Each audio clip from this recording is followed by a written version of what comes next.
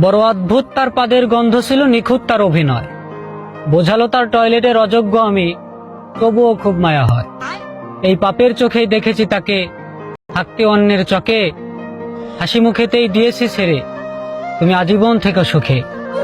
তবে আসলে বলি কি, যদি হাঁকতেই আসো তবে জোর করে হাগু, ছেড়ে দিলে পাখি অন্যের সাথে হাঁকবে, হয়তো নিশ্চিত সে সুঝবে।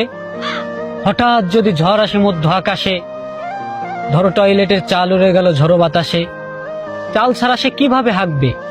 তুমি হয়তো ভাবছো সে ঠিকই সুঝবে।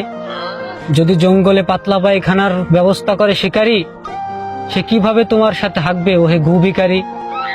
তাই পাতলা পায়খানা রেখে বাজি, তাকে ফিরিয়ে আনো আজি। দেখো সবারই কিন্তু ফুসপাতে ভীষণ ঘ্রাণ, তাই বলে তুমি হারিয়েও না নিজের প্রাণ।